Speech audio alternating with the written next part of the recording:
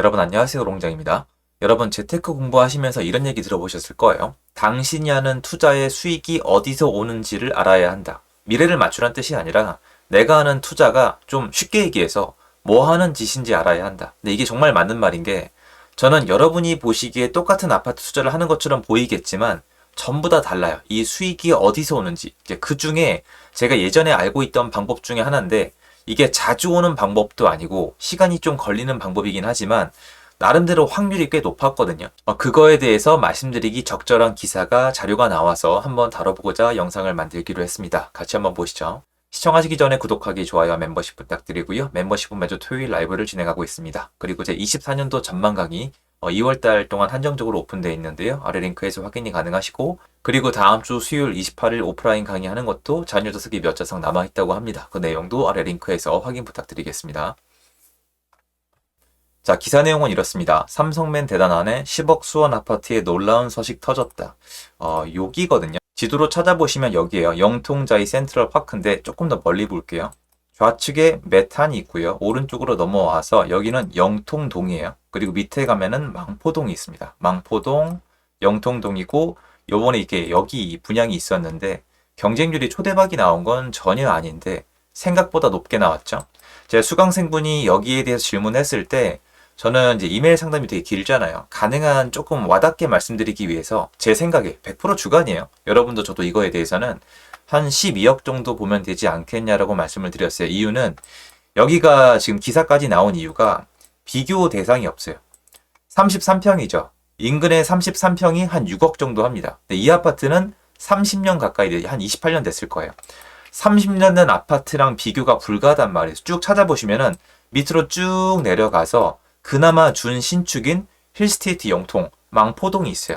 이쪽이 8년이 됐습니다. 그러니까 입지가 떨어진다고 하기엔 약간 아쉬운 부분이 있지만 가지고 계신 분들이 계실 테니까 입지가 살짝 아쉬운데 8년차 아파트가 지금 침체되어 있는 시장에서 약 9억 정도 하고 있는데 영통동에 새 아파트가 귀한 상황에서 여기 또 삼성이 있잖아요. 일자리가.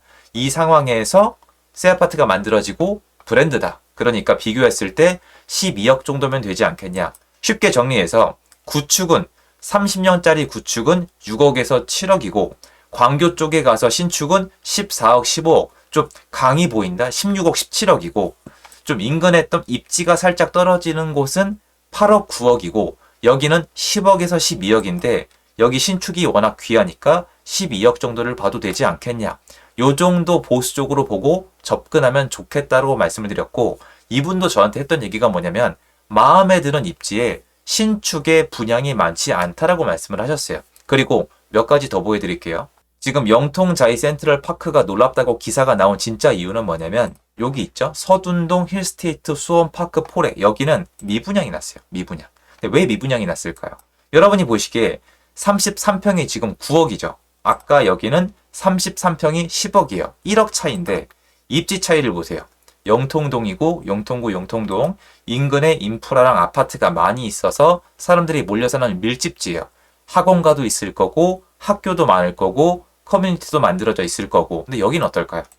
나쁘다고 막 말하는 게 아니라 여러분이 보시기에 거주지의 모습이 빌라도 좀 많을 것 같고 단독도 많을 것 같고 학교도 좀 덜 갖춰졌을 것 같고 다른 기타 시설이 굉장히 좀 더 훨씬 더 많습니다. 그리고 뭔가 휑한 느낌도 있죠. 근데 여기가 지금 9억이에요. 1억 차이밖에 안 난단 말이에요. 그러면 여긴 인기가 떨어지는 거고 한 군데 더 있어요. 세류동 매교역 펠로시드 이것도 지금 미계약분 때문에 얘기가 나오고 있는데 얘도 34평이 9억이에요. 근데 어때요? 딱 봤을 때 여기도 아까 입지가 영통동이랑은 좀 다르죠. 대신 여기 가까이 있고 인근에 신축이 있잖아요. 세 가지를 비교해 보세요. 꽤 도움이 되거든요. 자, 34평 9억 여기고요. 입지는 권성구 서둔동이에요. 좀 아쉽죠. 여기가 무조건 나쁘다는 게 아니라 아쉽다고 표현 드리는 거예요. 그 다음에 여기는 권성구 세류동 이게 9억이에요. 그런데 영통동의 신축이 10억이에요. 이렇게 보시면 어떤 느낌이 들어요? 아, 괜찮다. 얘는 완판을 때릴 수 있겠구나. 이런 생각이 들잖아요. 그런데도 경쟁률이 높지가 않았어요. 왜 그러냐면은 청약을 넣는 분들이 상당히 많은 안전마진을 지금 가지고 싶어 하시거든요. 시장이 아직 불안하기 때문에. 쉽게 얘기해서 지금 수요가 많지 않다는 거죠. 자, 그러면 제가 영상 초반에 말씀드렸던 제가 알고 있던 시간이 지나면서 수익을 낼 수 있는 투자법이 뭔지에 대해서 말씀을 드릴게요. 여러분께서는 일단 이걸 아셔야 돼요. 수원 전체의 미분양 개수인데 옛날에 2013, 14, 15, 16 이때는 미분양이 많았어요. 광교도 미분양이었어요. 가서 그냥 계약했으면 됩니다. 지금은 수원에 미분양이 없어요. 미분양이 없는 상태에서 지금 얘네가 미분양이 나오고 있는 거예요. 얘네가 미분양이 나오는 이유는 입지가 처지기 때문이에요. 하지만 여러분이 나눠보셔야 되는 게 미분양이 이미 많은 상황에서 분위기가 너무 안 좋아서 분양이 안 되는 시장이랑 지금 분양하는 물량이 몇 개 없는데 입지나 가성비가 떨어지고 시장 전체가 침체되어 있어서 미분양이 나는 거랑 다릅니다. 왜 그러냐면 전자는 이미 미분양이 많으니까 선택할 게 되게 많아요. 그리고 앞으로 분양이 나와도 미분양이 계속 쌓일 거란 생각이 들어야 정상인데 지금 시장의 미분양은 어떠냐면 여러분 이미 제 채널을 통해서 알고 계시겠지만 공사비가 올라가고 있어서 사업을 할 여건이 안 돼요. 앞으로 이런 새로운 아파트를 만드는 게 점점 더 어려워지고 있다는 얘기를 하고 있는 거예요. 그런데 이렇게 새로운 아파트가 만들어지기 어려운 상황 안에서 새로운 신규 아파트의 수요가 없는 도시다. 수원을 예로 들면 그러면 의미가 없죠. 미분양이 늘어날 건데 지금 아까 보셨다시피 다른 지역에 미분양이 굉장히 많은 이 시점에서 수원은 미분양이 하나도 없어요. 무슨 말이냐면 수원에 미분양이 나오면 어느 정도 아쉬울 수는 있겠지만 받아두면은 나중에 수요가 들어와서 올라갈 가능성이 있다는 거예요. 그 논리는 이렇습니다. 수원 전체에 신축에 대한 수요가 분명히 있을 수밖에 없거든요. 일자리가 있으니까 인구도 들어오고 도시도 커지고 여기 소득도 올라가고 있는데 지금은 선택할 수 있는 신규 분양이 몇 개가 연달아 있고 그중에 비교를 통해서 좋은 것만 가져갑니다. 자, 그럴 때 수원이란 도시는요. 여기가 23년도고 24년도부터 입주 물량이 굉장히 없고요. 미분양도 없습니다.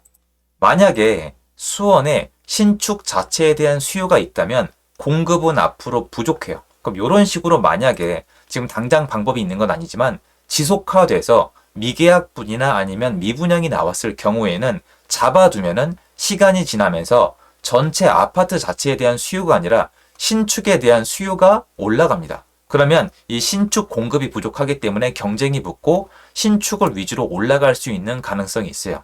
이 상황에서 건설사가 만약에 신축의 수요가 많으니까 새로 공급을 많이 해야 되겠다. 지금부터라도 빨리 지어야겠다라고 생각을 해도 여기 정비사업 되게 많잖아요. 하려고 하는 곳들.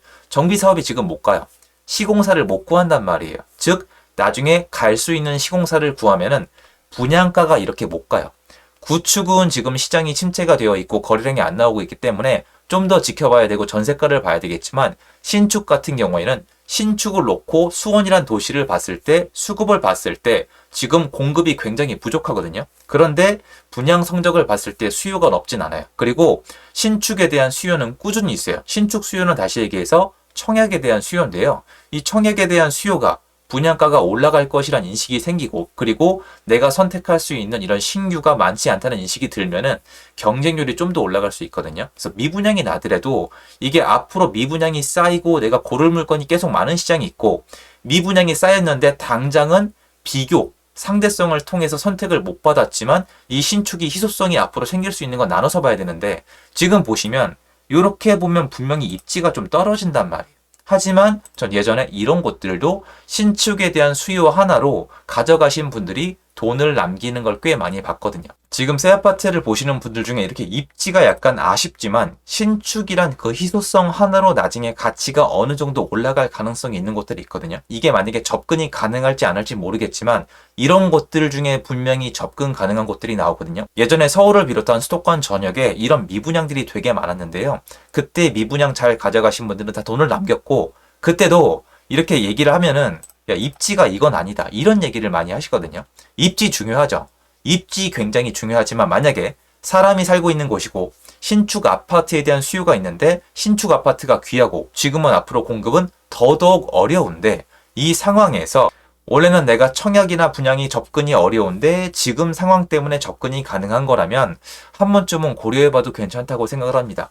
예전부터 저랑 함께 하신 분들은 기억을 하시겠지만 전 미분양권 투자를 했었어요. 근데 그 미분양권 투자 안에 입지가 좋은 곳만 있었던 건 아니에요. 그런데 지금 상황이 얘네가 완전 뭐 미계약이 나가지고 할인 분양 가기는 어렵겠지만 수온도 들여다보면 분명히 이런 비교 심리 때문에 미분양이나 미계약분이 나오고 무순위가 나올 수가 있단 말이에요. 그 안에서도 여러분이 뭐 안전마진으로 몇 억을 보는 게 아니라 신축에 대한 수요가 있으시다면 긴 호흡을 가지고 보신다면 이렇게 선택을 못 받은 곳들도 볼만하다는 거죠. 그리고 수원을 예로 든 거지 수원만 말씀드리는 게 아니에요. 수원은 이미 제가 말씀드린 현상이 일어났죠. 이게 제 정규 강의 지난 기수 들으신 분들은 아실 거예요.